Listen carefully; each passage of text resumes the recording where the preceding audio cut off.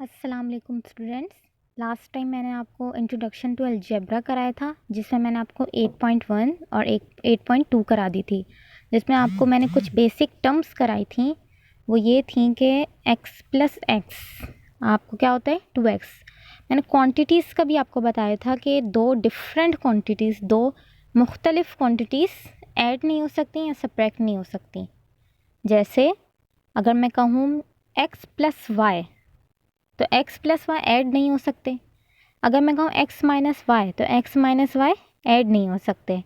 लेकिन अगर मैं मल्टीप्लिकेशन और डिवीजन की बात करूँ तो मल्टीप्लाई ज़रूर हो सकते हैं। x को अगर मैं y से मल्टीप्लाई करूँ, ठीक है, किसको, x को मैं y से मल्टीप्लाई करूँ तो एक्स वाई हो जाएगा वो, ठीक है।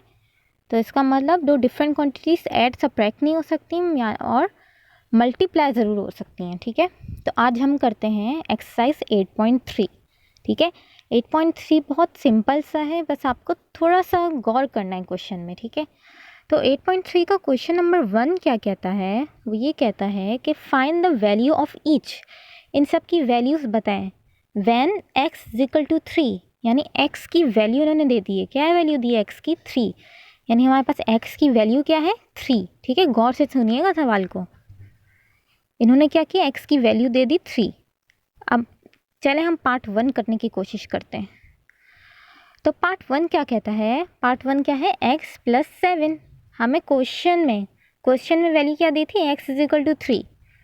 तो x की जगह मैं क्या लिख दूंगी? 3। क्या लिख दूंगी? 3। x की जगह मैं क्या लिख दूंगी? 3। क्यों? क्योंकि x जो है वो किसके बराबर है? 3 के, अकॉर्डिंग टू क्वेश्चन में x को 3 के बराबर कहा है, तो मैं x की जगह क्या लिख दूंगी? 3।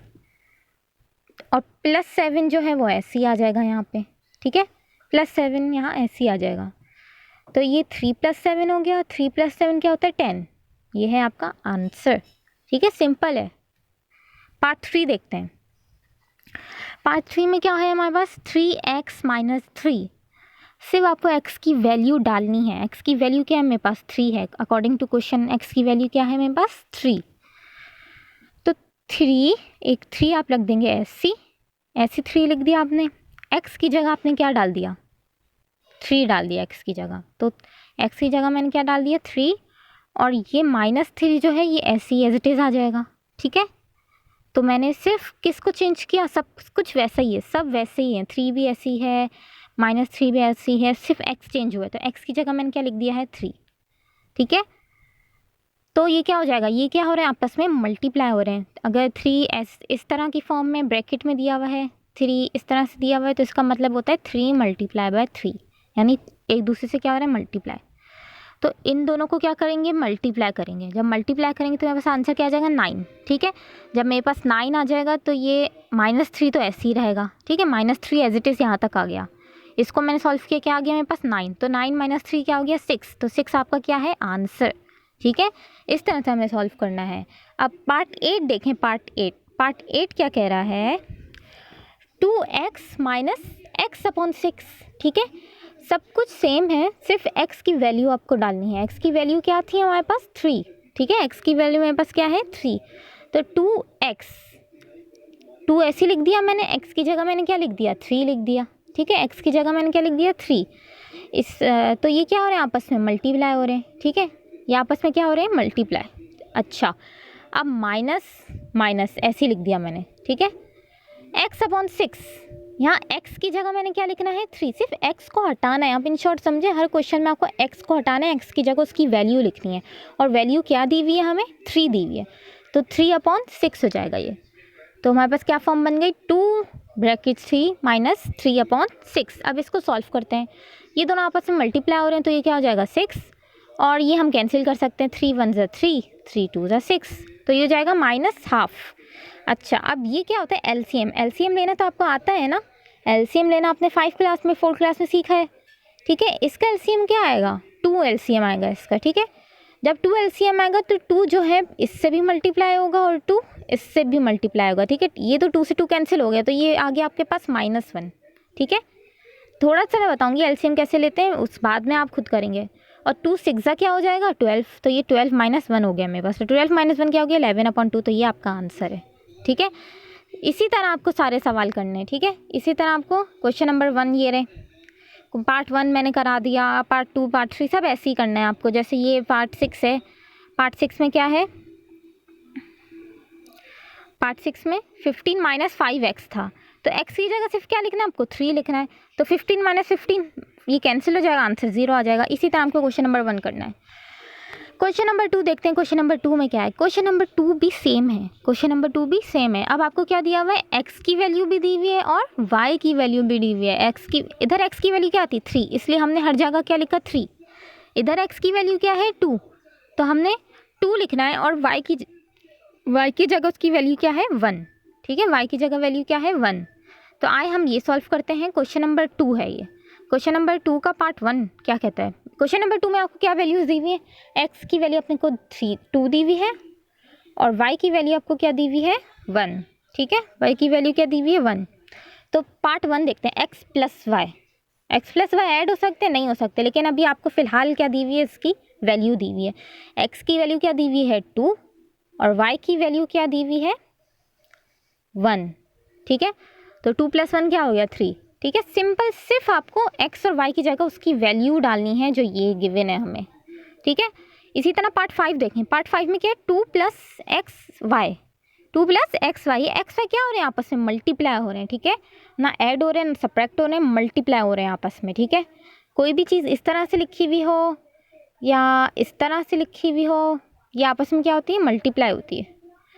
अच्छा, तो ये 2 मैंने एज इट इज़ लिख दिया, 2 + मैंने एज इट इज़ लिख दिया, x की जगह मैंने क्या लिख दी, उसकी वैल्यू क्या दी हुई है 2, तो x की जगह 2 और y की जगह 1।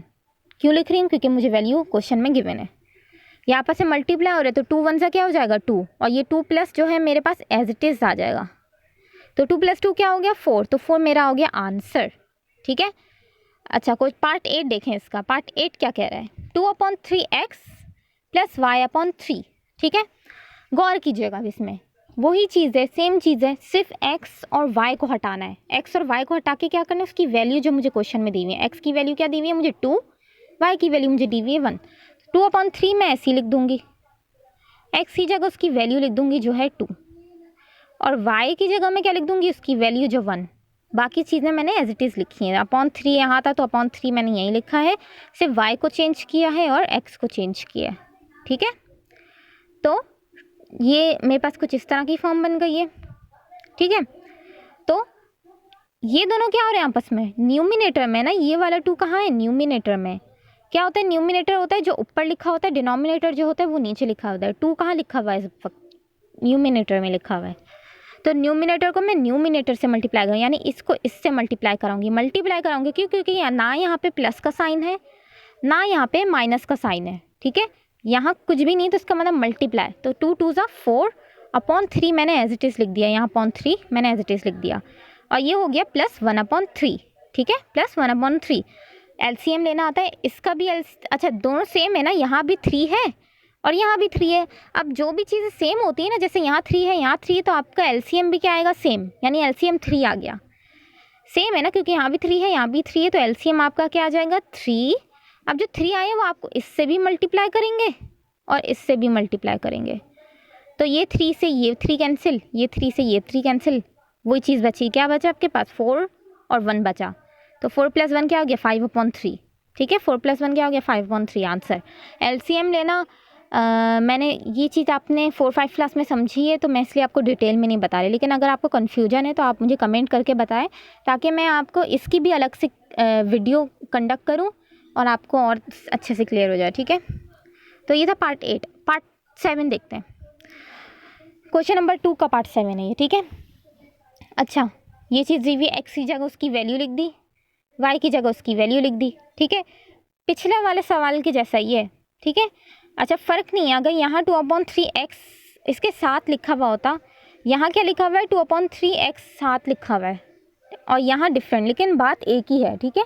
बात एक ही है, बताने का मकसद ये है कि ये दोनों क्वेश्चन तकरीबन सेम है, बस उधर x बाहर लिखा हुआ था, यहाँ x अंदर लिखा है। बात एक ही है क्योंकि वो न्यूमिनेटर में, ठीक है।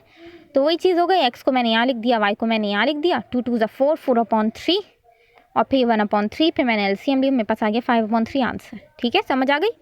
हम क्वेश्चन नंबर 2 ऐसे करेंगे, ठीक है। और भी इस तरह के और सवाल हैं, जैसे ये है,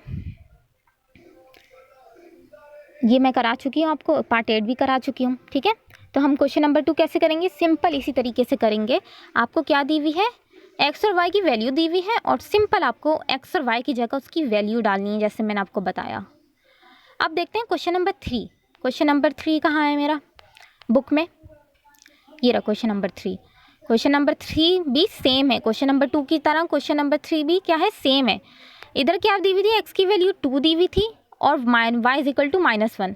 इधर एक्स की वैल्यू 5 दी हुई है और वाई इज इक्वल टू 2। तरीका बिल्कुल सेम है, सिर्फ वैल्यूज़ चेंज है। वैल्यूज़ क्या है, इधर एक्स की वैल्यू क्या है 5 और वाई की वैल्यू क्या है 2। ठीक है, क्वेश्चन नंबर 2 में एक्स की वैल्यू क्या थी 2, वाई की वैल्यू क्या है 1। तो तकरीबन ये दोनों सवाल सेम है, आपको कोई मसला नहीं होगा करने में। अब सिर्फ आपको क्वेश्चन में देखना है, सिर्फ क्वेश्चन में देखना है कि वैल्यूज़ क्या दी हुई हैं आपको, और उस वैल्यू के हिसाब से आपको, जैसे इस क्वेश्चन में क्या दिया हुआ है x is equal to 5, y is equal to 2, तो एक्स की जगह 5 लिख देंगे, माइनस ऐसे ही आ जाएगा और वाई की जगह क्या आ जाएगी उसकी वैल्यू, तो 5 - 2 क्या होता है 3, तो 3 हो गया आपका आंसर। ठीक है, पार्ट 2 भी ऐसी है, 2x - y, 2 एक्स की जगह क्या लिखेंगे उसकी वैल्यू, जो क्वेश्चन में दिया हुआ है सिर्फ वो लिखना है। याद रखें, जो क्वेश्चन में आपको वैल्यू गिवन है वो लिखनी है। एक्स की जगह क्या दी हुई है 5, वाई की जगह क्या है -y ना, तो माइनस में ऐसे ही लिख दूंगी और वाई में क्या गिवन है 2, तो 2 5 = 10, 10 - 2, 10 - 2 क्या होता है 8, तो ये 8 मेरा क्या है आंसर। क्वेश्चन नंबर 2 अगर मैंने करा दी तो समझे क्वेश्चन नंबर 3 भी आपको बहुत आसानी से आ जाएगा। क्वेश्चन नंबर 3 कोशिश करें आप खुद से करें, मुझे उम्मीद है आप कर सकते हैं खुद से, सिर्फ आपकी कैलकुलेशन स्ट्रांग होनी चाहिए। ठीक है, एलसीएम लेना भी मैंने आपको बता दिया है, वही चीज़ है, एक्स की जगह मैं उसकी वैल्यू लिख दूँगी 5 और वाई की जगह उसकी वैल्यू लिख दूँगी 2, तो इसका एलसीएम लेंगे तो ये आ जाएगा और 7/3। ये जो चीज़ लिखी हुई है ना, इसको करने की ज़रूरत नहीं है, सिर्फ आप यहाँ तक छोड़ दीजिएगा। ठीक है, तो यहाँ तक के मैंने आपको एक्सरसाइज 8.3 कंप्लीट करा दी है। ठीक है, मैंने आपको क्या कंप्लीट करा दिया, एक्सरसाइज 8.3। ठीक है, तो मुझे उम्मीद है यहाँ तक कि आपको समझ आया होगा। मैं सबसे पहले यही बोलना चाह रही हूँ कि आप जो है अपना क्वेश्चन गौर से पढ़िएगा, उसमें एक्स और वाई की वैल्यू क्या दी हुई है वो देखिएगा, तो आपको ये बहुत आसानी से सॉल्व हो जाएगा। ठीक है, और अगर आपको एलसीएम लेने में मसला है तो प्लीज़ मुझे कमेंट करके बताएं, ताकि मैं उसकी अलग से वीडियो बना के समझाऊं कि एलसीएम हम लेते कैसे हैं। वरना मुझे उम्मीद है आपने 4-5 क्लास में पढ़ा होगा तो आपको आता होगा एलसीएम लेना। ठीक है, इसलिए मैं एलसीएम में इतना लंबा नहीं जा रही। ठीक है, तो मुझे उम्मीद है आपको यहाँ तक कि मेरी क्लास ख़त्म समझ आई होगी। तो आज की क्लास हम यहीं रखते हैं। ठीक है, तो नेक्स्ट क्लास में मिलते हैं। अल्लाह हाफ़िज़।